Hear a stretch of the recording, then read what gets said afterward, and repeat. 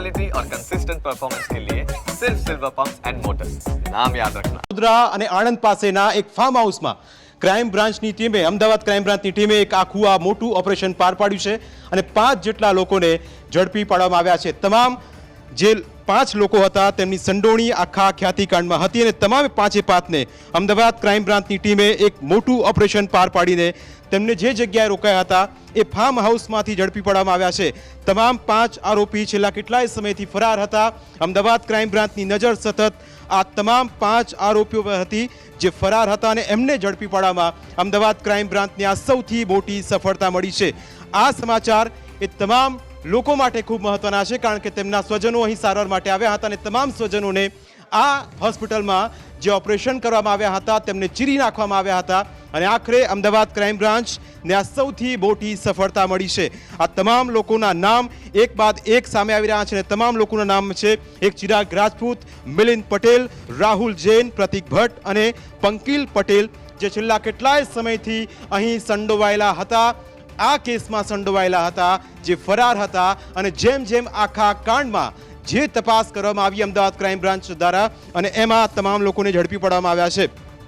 ગૃહ રાજ્યમંત્રી હર્ષ સંઘવી સતત ક્રાઇમ બ્રાન્ચ પાસેથી અપડેટ લેતા હતા, મિનિટ ટુ મિનિટ માહિતી મેળવતા હતા અને એના આધારે આખું આ એક ઓપરેશન પાર પાડવામાં આવ્યું છે અને થોડીક જ વારમાં અમદાવાદ ક્રાઇમ બ્રાન્ચ આ તમામ પાંચે પાંચ આરોપીઓને હાજર કરશે, તેમના ચહેરા બતાવશે અને એ સામે આવશે કે તેમની સંડોવણી કયા પ્રકારની હતી। તેમાં આરોપીઓમાં પાંચે પાંચમાં એક ચિરાગ રાજપૂત જે સીઈઓ છે ખ્યાતિ હોસ્પિટલમાં જેમની જવાબદારી હતી અને એણે આખા કાંડમાં પોતાની ભૂમિકા કઈ રીતે હતી તે પણ અમદાવાદ ક્રાઇમ બ્રાન્ચ તેની પૂછપરછમાં સામે આવશે। મિલિંદ પટેલની ભૂમિકા કયા પ્રકારની હતી એ મિલિંદ પટેલનું નામ પણ સામે આવી રહ્યું છે। રાહુલ જૈન જેની સંડોવણી આખા કેસમાં હતી એ રાહુલ જૈનને પણ ઝડપી પાડવામાં આવ્યો છે। પ્રતિક ભટ્ટ એક નવું નામ અને આ પ્રતિક ભટ્ટનું નામ પણ સામે આવી રહ્યું છે। આખી આ ઘટનાક્રમમાં જેમ જેમ ખુલાસા થઈ રહ્યા છે એમ એક એક નામ સામે આવી રહ્યા છે। પંકિલ પટેલ જે એક નવું નામ છે, આરોપી ફરાર હતો પણ અમદાવાદ અને આણંદ વચ્ચેના એક ફાર્મ હાઉસમાં કોની રહેમ નજર હેઠળ તે રહેતા હતા એ પણ એક તપાસનો વિષય છે। પણ અમદાવાદ ક્રાઇમ બ્રાન્ચની ટીમ સતત આખા આ કેસમાં તપાસ કરી રહી હતી। ગૃહ રાજ્યમંત્રી હર્ષ સંઘવીના સતત આદેશ એ હતા કે કોઈ પણ ભોગે આ તમામ પાંચે પાંચને પકડી પાડવામાં આવે, તેમને ઝડપી લેવામાં આવે અને તેમની સામે કડકમાંથી કડક પગલાં ભરવામાં આવે।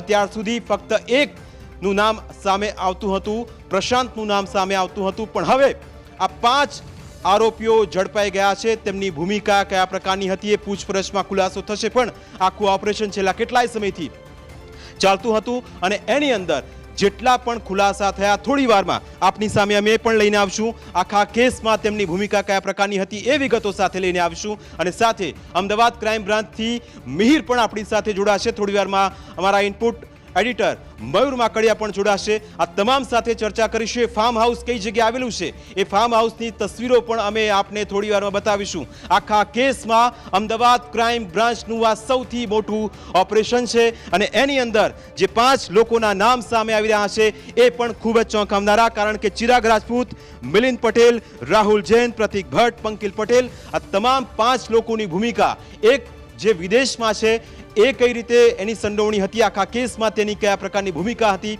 એ પણ તપાસમાં જ્યારે બહાર આવશે ત્યારે ચોંકાવનારા ખુલાસા થશે અને એની અંદર આ સૌથી મોટું અપડેટ અત્યારે ન્યૂઝ કેપિટલ પર આપ જોઈ રહ્યા છો। એ લોકો જે આખા કેસમાં સંડોવાયેલા હતા તેમની ભૂમિકા હતી, કેવી રીતે તે આખું ઓપરેશનમાં તેમની સંડોવણી હતી અને એ ખુલાસા એક બાદ એક અત્યારે થઈ રહ્યા છે। મિહિરને પણ આપણે લાઈવમાં જોડીશું જે અમદાવાદ ક્રાઇમ બ્રાન્ચથી આપણી સાથે જોડાશે।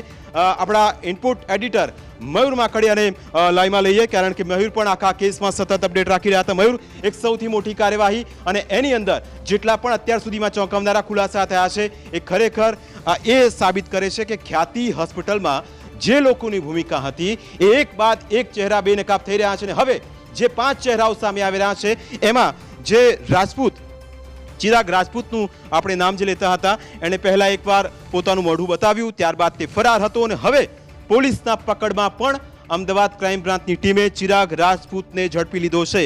મિલિંદ પટેલની ભૂમિકા પણ અહીં સામે આવી છે। રાહુલ જૈન આખા કેસમાં તમને વિગતે પહેલા માહિતી આપી દઈએ કે 10 નવેમ્બરે ખ્યાતિ હોસ્પિટલ દ્વારા મહેસાણાના બોરીસણા ગામે એક કેમ્પ યોજ્યો હતો. એ કેમ્પની અંદર 19 જેટલા લોકોને લાવવામાં આવ્યા હતા. તેમને કહેવામાં આવ્યું હતું કે તમને કોઈ પણ પ્રકારની તકલીફ હશે તો તમારું ઓપરેશન અમે કરી દઈશું, તમારે ચિંતા કરવાની જરૂર છે નહીં. ત્યારબાદ PMJY જે કાર્ડ હતું તેની અંદર કેવી રીતે ગફલા થયા, કેવી રીતે ઘોટાળા થયા એ વિગતો પણ સામે આવીને ત્યારબાદ હવે એક બાદ એક ચહેરા બેગ નકાબ થઈ રહ્યા છે. અત્યાર સુધીમાં જેટલા પણ લોકોના મોત થયા છે એ પણ ખૂબ જ ગંભીર બેદરકારી તબીબોની હતી.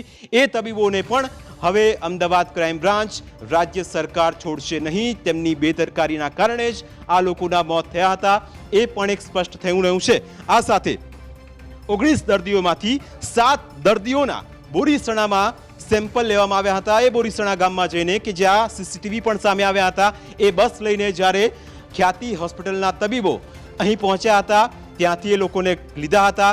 ત્યારબાદ તેમને અમદાવાદ લાવવામાં આવ્યા હતા. તેમને ચીરફાડ કરવામાં આવી હતી, તેમનું ઓપરેશન કરવામાં આવ્યું હતું અને તેમાંથી 2 દર્દીઓના જ્યારે મોત થાય છે ત્યારે તેની વિગતો સામે આવે છે. મયુર અત્યારે આપણી સાથે જોડાયા છે. મયુર, સૌથી પહેલા તો અમદાવાદ ક્રાઇમ બ્રાન્ચનું એક મોટું ઓપરેશન અને સાથે ગૃહ રાજ્યમંત્રી હર્ષ સંઘવી જે સતત આખા કેસમાં મિનિટ ટુ મિનિટ અપડેટ લેતા હતા અને તેમાં અમદાવાદ ક્રાઇમ બ્રાન્ચને આ સૌથી મોટી સફળતા મળી છે. મયુર. જી બિલકુલ જીગર, અમદાવાદ ક્રાઇમ બ્રાન્ચને આ સૌથી મોટી સફળતા એ મળેલી છે.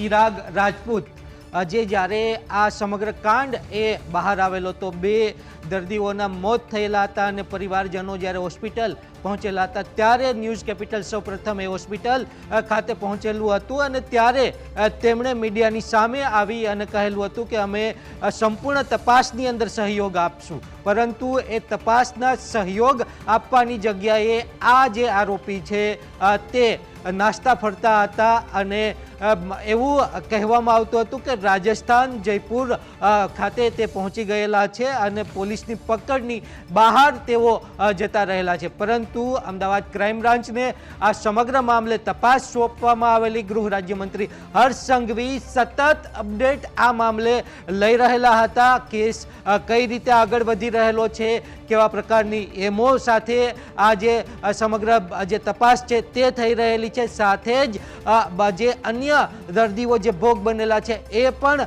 કયા કયા ગામના છે તમામ વિગતો મેળવવામાં આવતી હતી અને અંતે જે છે અમદાવાદ ક્રાઇમ બ્રાન્ચને મોટી સફળતા મળેલી છે. આ જે આરોપીઓ છે તે 5 આરોપીઓ એ અમદાવાદ ક્રાઇમ બ્રાન્ચે દબોચી લીધેલા છે અને